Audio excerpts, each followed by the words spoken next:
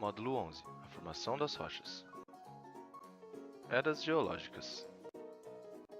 Calcula-se que a Terra tenha surgido há 4,6 bilhões de anos. Essa estimativa só é possível por meio da datação de fósseis. Fóssil é toda forma de evidência de uma vida passada conservada pelo meio do processo de fossilização, ou petrificação, que ocorre geralmente com as partes mais resistentes do organismo.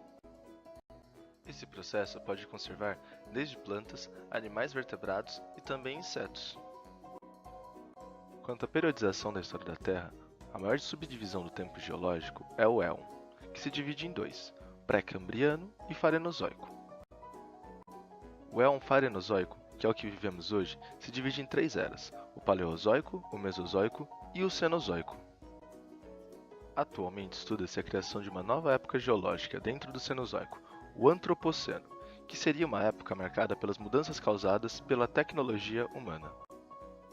Essa é uma tabela de todas as subdivisões da história da Terra, os éons, as eras, os períodos e as épocas. Tipos de rochas. Rocha é, segundo a definição de Marlene Medeiros, uma formação natural de substâncias minerais ou mineralizadas agregadas resultante de um processo geológico determinado, que integra a litosfera ou crosta terrestre. As rochas podem ser divididas em três tipos. O primeiro delas são as rochas magmáticas ou ígneas, que são as resultantes da solidificação do magma. Essas podem ser divididas em dois grupos distintos.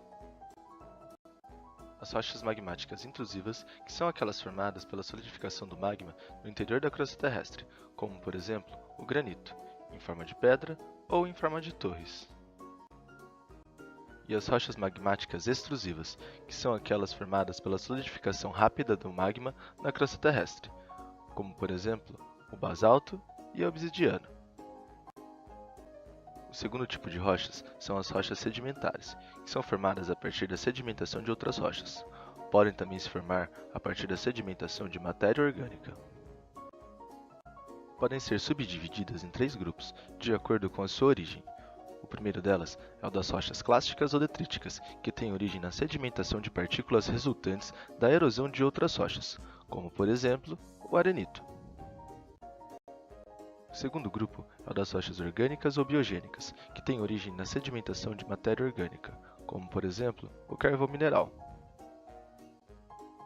O último tipo é o das rochas químicas ou quimiogênicas, que surgem da precipitação de substâncias em solução, como por exemplo o calcário, das estalagmites e estalactites.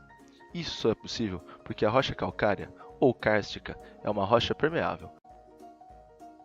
O último tipo é o das rochas metamórficas, que se originam da transformação de rochas pré-existentes, causadas pelas mudanças de temperatura ou pressão.